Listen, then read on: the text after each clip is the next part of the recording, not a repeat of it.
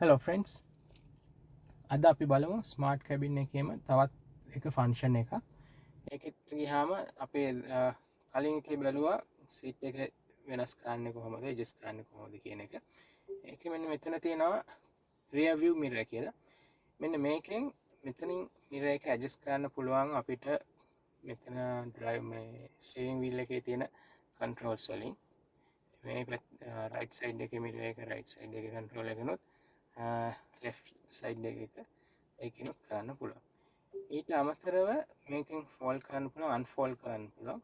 ඊට පස්සේ මෙන්න මෙතන තියෙනවා එකක් reverse tilt down of the exterior rear view mirror කියලා. ඒකෙන් ඒක on කරොත් එහෙම අපිට වෙන්නේ මොකද්ද? අන්න මම පෙන්නන්නම්. අපි දැන් මේක reverse gear එකට දාපුවාම අන්න දැක්කද? mirror එක පල්ලෙහාට එනවා. ඊට පස්සේ අපි ආපහු ඕක drive position එකට දැම්මහම ආපහු අපි ඉස්සෙල්ලා adjust කරලා තිබ්බ position එකටම එනවා.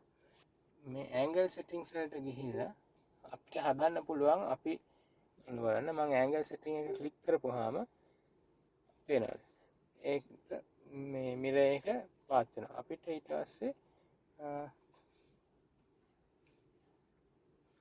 ඔන්නවාගේ කන්ට්‍රෝල් එකෙන් පාත් කරන්න පුළුවන් කොච්චරක් අපිට පේන්න ඕනේද කියලා රිවර්ස් එකට දාපුවාම. ඔන්නවාගේ ඇඩ්ජස්ට් කරන්න පුළුවන්. එහෙම මිරර්ස් දෙකම ඇඩ්ජස්ට් කරලා තිබ්බහම අපි රිවර්ස් එකට දානකොට ඒ ගානට ආපහු මිරර් එක ඇඩ්ජස්ට් වෙනවා. මම හිතනවා ඒක ඔයගොල්ලන්ට තේරෙන්නේ නැති කියලා. අපි තවත් වීඩියෝ එකකින් හම්බෙමු. සත්‍ය අත්දැකීම් නිවැරදි මාර්ගෝපදේශ EV Insight Lab. Welcome to the future of driving.